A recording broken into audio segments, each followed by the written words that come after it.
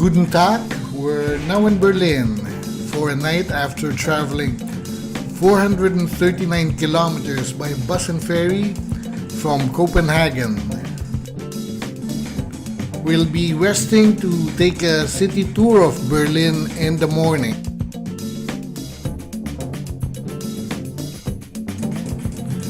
We've been to other cities before in Germany, but Berlin is really the city to spend several days in.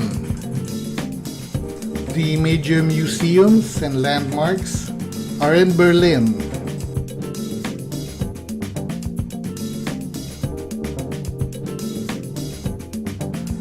We're on our way to pick up our local guide by the Berlin Zoo Garden.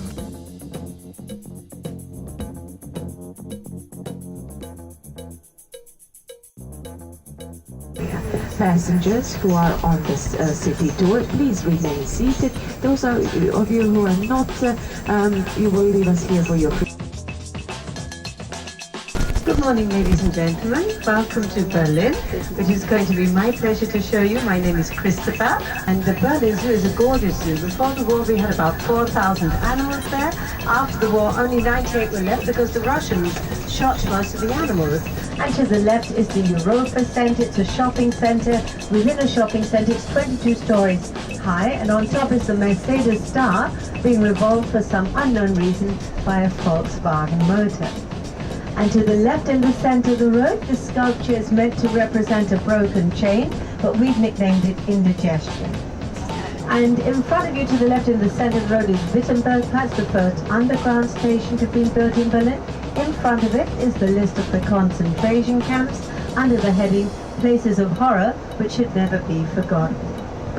A place called the Urania. Here to the right you can see it. That's where we can go along and listen to lectures being held on all topics of interest. And over to the left, this is the Landwehr Canal. And the white building to the left is the Bauhaus Museum. Over here to the right is a very exclusive hotel, the Grand Hotel Esplanade. Back to the left again, the white villa there is the seat of the director who administrates our Prussian heritage. That was the headquarters of the Supreme Command. That is where Stauffenberg and 4 others were taken and shot when Stauffenberg's attempt to assassinate Hitler towards the end failed. Now, Stauffenberg was shot, and in the courtyard you'll see the sculpture there in the center of a naked man with his hands bound in front of him. He is supposed to be symbolic of the German resistance, that their hands were bound.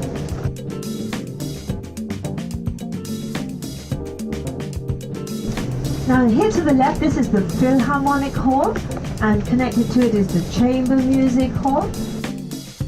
Our Berlin guide was one of our best guides because she not only was well informed but also had plenty of personal experiences to share. 3 million people fled from the Soviet zone to the west. Towards the end it was as many as 2,000 people a day leaving the east, coming to the west and simply remaining here. All in all it was 3 million people, and that was 1/6 of the German Democratic Republic's population, and it consisted mainly of people under the age of 25. So that's why on the night of the 12th, 13th of August 1961, the building of the wall began. The whole area was sealed off, tanks and troops moved into it. They did of course imprison their own people by doing this, but their industry improved tremendously after then at this very high price of course. The wall between East and West Berlin is 72 miles, so altogether it was 100 miles of barbed wire wall, which was guarded by about 10,000 soldiers and several hundred German shepherd dogs. And you'll see over to the right, you see where the curve is, you'll see a double row of bricks here to the right. Wherever you see this double row of bricks or you see a red line, that always indicates where the wall between East and West Berlin would have run. And along it is written when the wall was built and when it was removed. It's written there, Berliner Mauer. Mauer means wall. These two buildings in front of us were divided by the wall. This one in front to the left would have been in former East Berlin. That was the Prussian Houses of Parliament. Now it is the seat of the Berlin Parliament. And over here to the right, this would have been in former West Berlin. That was the Martin Gropius building. It was the Museum for Arts and Handicrafts. It's used nowadays for special exhibitions. Right in front of us is the line I told you about, indicating where the wall would have run. Where the road is here is where no man's land would have been, and to the left where the curb is would have been another wall between East Berlin and no man's land. That was unimportant. Important was the wall between East and West Berlin, which they tore down at such a fast speed. Afterwards, they decided to leave this little piece as a memorial. That's the one right in front of us, but they forgot to protect it in any way from the thousands of tourists coming to Berlin. Each one wanted to take back his or her own personal piece of the wall. So right in front of us, that's the original wall, the original height, the original width, the original everything. The only thick part of the wall was the one at the Brandenburg Gate. It was 6 foot thick. So here we are to the right. This is the wall. This side of it, of course, would not have been painted on. They would have been shot trying to climb it, let alone painted. And it's got the tubing on top made out of a special material which prevented refugees from being able to get a grip on it. When they tried to hold on to it, they'd slip back into the East sector again. That's a side view of the Stasi Museum. Stasi was the East German secret police. Now we are approaching Checkpoint Charlie, the checkpoint for foreigners wishing to visit East Berlin. You would have had to have passed through Checkpoint Charlie. They would have pushed mirrors beneath your cars. They would have pulled out the back seat to check up. Nothing or no one was hidden over there. We often had to undergo a personal search. I remember going to one of the checkpoints with a girlfriend of mine. They went through the entire contents of our handbag, and they even read through my girlfriend's diary. There was nothing we could do about it. Had we complained, they would have simply detained us for an even longer period of time. Okay, we're going to park over here just for a second. We're actually not allowed to park over here, but we will, just to enable you to get out, take your pictures. You can see it says there U.S. Army checkpoint, you see? And if you stand next to those men wearing uniforms, they are of course not soldiers. If you stand next to them, they expect you to pay them €2. And if you don't, they run after you shouting abuse. So I want to protect you from that. That's why I'm telling you. If you take a picture from them afar,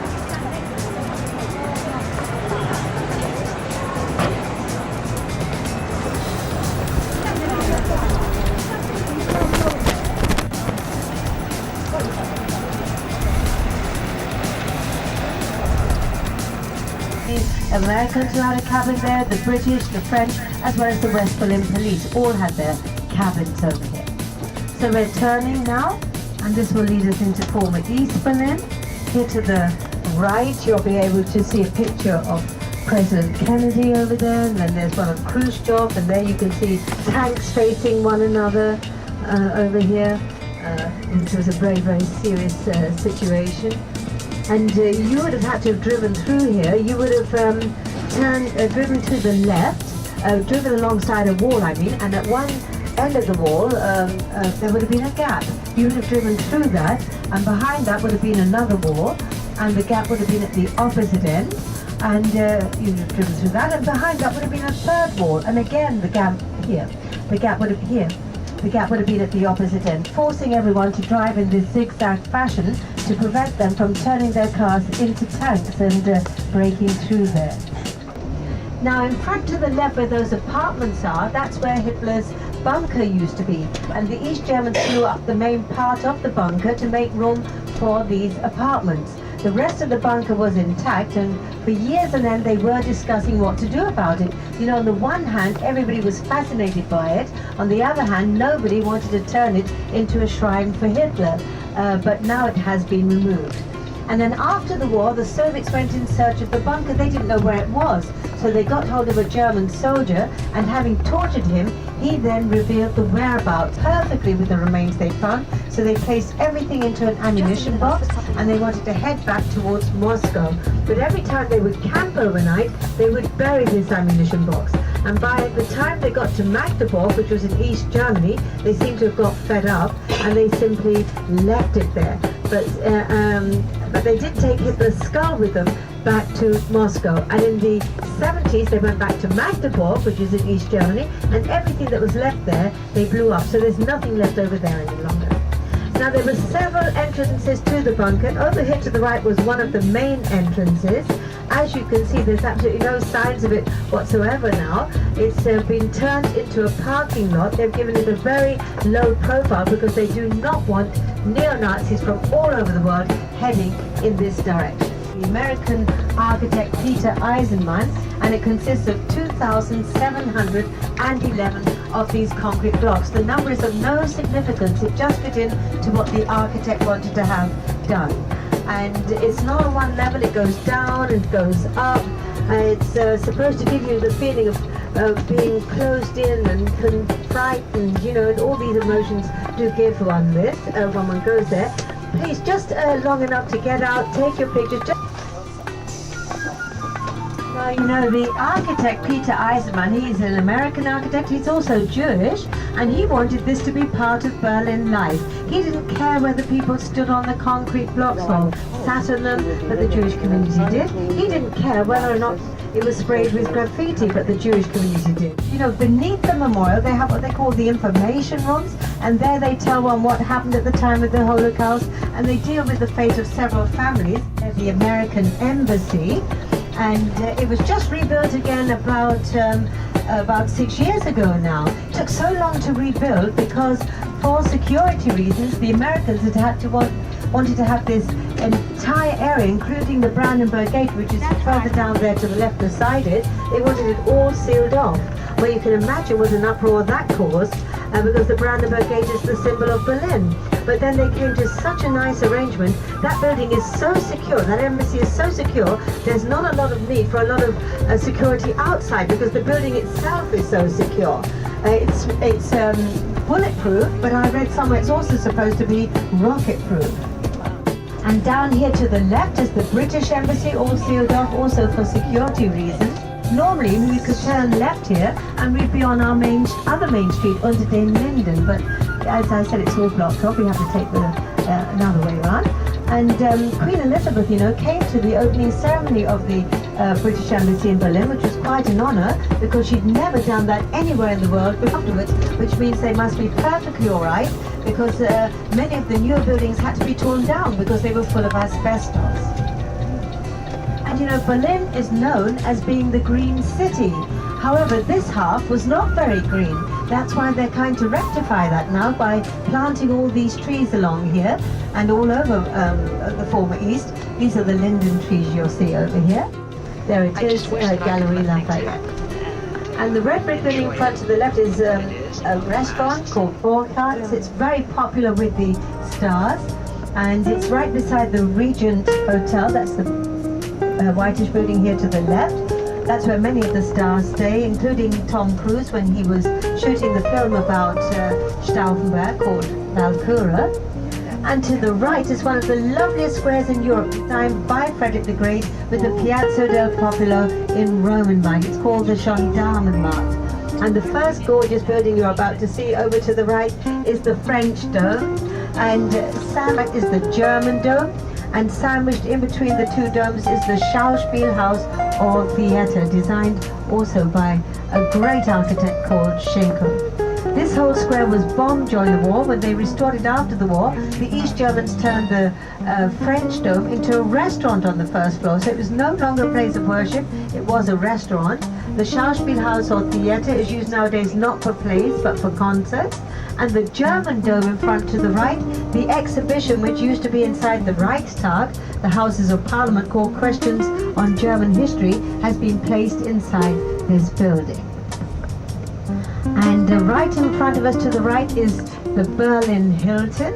It used to be the Dome Hotel, but then it changed hands and it became the Berlin Hilton when the wall fell. It changed hands. And their beer is so strong, apparently, stronger than most of the other beers.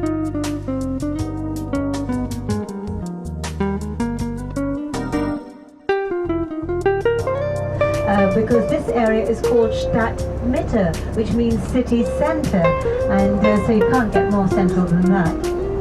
Right in front of us, you'll see the Coca-Cola sign. That was the very first sign that went up from the west over here, the Coca-Cola sign. You see, here's one of the old buildings that they restored again. In front to the left, you'll see towering above everything the former East Berlin Television Tower. It's 1,185 feet high, which makes it taller than the Eiffel Tower in Paris. And the global part is a revolving restaurant. Place inside there any longer. And here over to the left, you'll get to see a grand view of the Berlin Cathedral, built in 1905 by Raschdorff in the style of the Italian High Renaissance.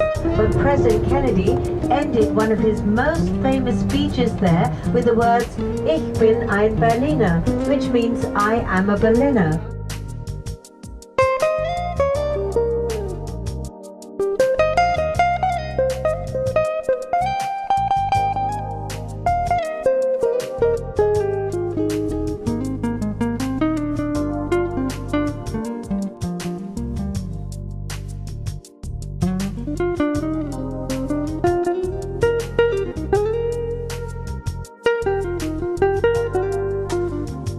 Here to the right is the original National Gallery to the right. Beside it is the Old Museum. That was the first of the 5 museums to be built on the museum island. It was designed by Schinkel. It was built in the style of a Greek temple. It has the 18 ionic columns in front of it. It's used nowadays for special exhibitions. And there's a special exhibition on all over Berlin at the moment, as you can see to the right, all about Jewish people everywhere in Berlin. Behind the old museum is the new museum, which is the Egyptian Museum. It was only restored about 5 years ago by the British architect David Chipperfield. It houses the original 3,000-year-old bust of the beautiful Egyptian Queen Nefertiti. And then there's the Pergamon Museum, built for the sole purpose of housing the Pergamon altar, which was built in 180 BC. Also inside it is the Market Gate of Miletus, and the Ishtar Gate and the Processional Avenue of Babylon, which is 600 BC. And the last of the 5 museums is the Bode Museum. The church there to the left is the Friedrich Werderscher Church, also designed by Schinkel, who was inspired by Westminster Abbey in London when he built it in 1830. This is the loveliest bridge in Berlin, the Palace Bridge, designed by Schinkel and decorated with victory gods and goddesses, seahorses, tritons and dolphins. And to the left, that was the Commander House. Now it was rebuilt after having been bombed, and it's used for political and cultural events. To the right is the loveliest and oldest building we have along here. It was built in 1695. It's considered to be one of the loveliest Baroque buildings in Northern Europe. It was the Arsenal, now it's the German History Museum. To the left is the Crown Prince Palais, and to the right the Princess's Palais. And here in front to the right, the new guardhouse, also designed by Schinkel, built in the style of a Roman fortress. And it was bombed, restored again, and then the East Germans turned it into a memorial against fascism. Now it's a memorial for all victims of terror regimes. And in front to the right, that was Prince Heinrich Palais. That was a present from Frederick the Great to his brother Heinrich, but in 1810, Wilhelm von Humboldt founded there the Humboldt University. He was helped by his brilliant brother Alexander. At the time they had 4 faculties: philosophy, theology, medicine and law. And the professors at this university were just amazing names. People like Hegel, Schopenhauer, the Grimm brothers, Albert Einstein. These were all professors at this university. Most people tend to associate the Grimm brothers only with their fairy tales and are quite unaware of the fact that they also invented the dictionary. In its time, the Humboldt University produced 27 Nobel Prize winners.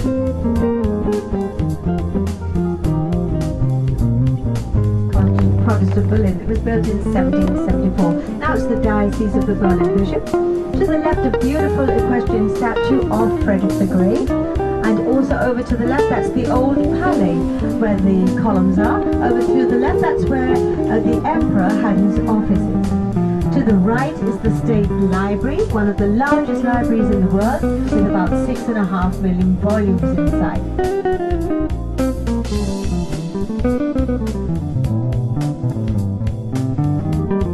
People say it's famous anyway, but it rose to a different kind of fame several years ago when Michael Jackson held his baby out of the window over there. That's nice. So.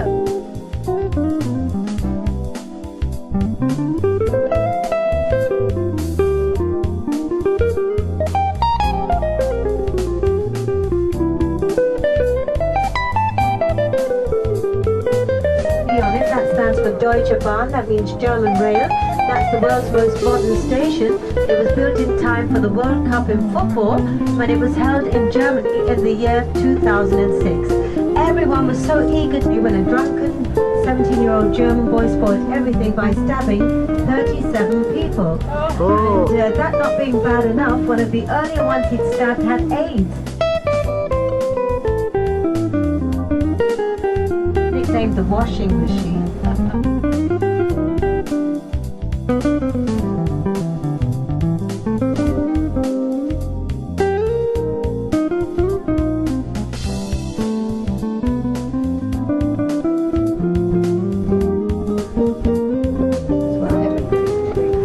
It's not the people who elect the president, but the politicians themselves. He can be in office for 2 terms if he's voted in.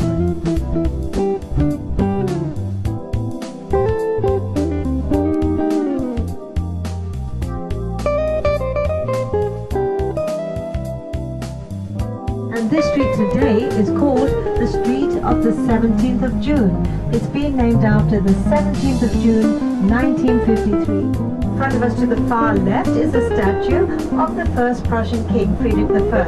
And directly opposite in front to the right is a statue of his lady wife, Sophie Charlotte. She was renowned for her beauty. That was in 1695. Charlottenburg Town Hall. You can see it's a large building, but you can't even begin to imagine how huge it is until you actually go inside there.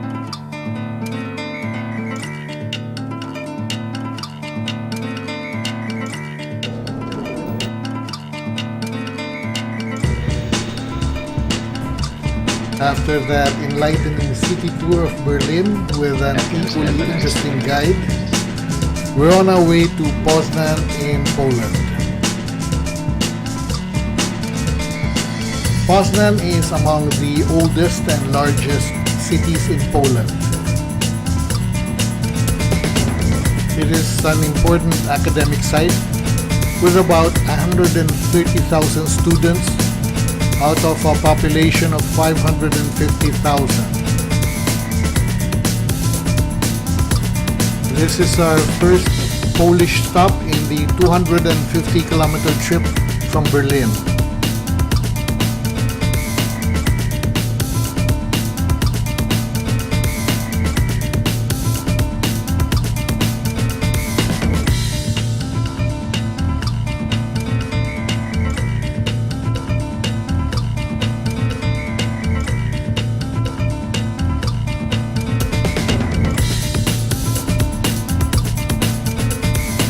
We've left our local Berlin guide and are again with Gordana, our tour director from Slovenia.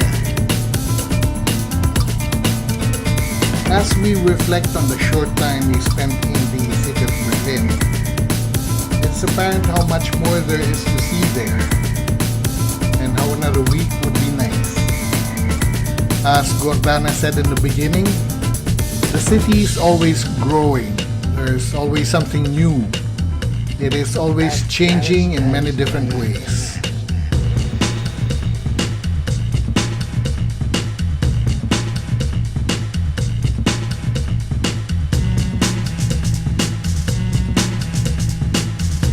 Poland will both be a delight and disappointment to us in terms of the food and its history, its hotel, and our tour guide. In any case, there's always something good and something to learn in every country we'll be visiting. It's just a matter of being observant. We'll be exploring Poznan in the next DVD before proceeding to another city in Poland, which is Warsaw.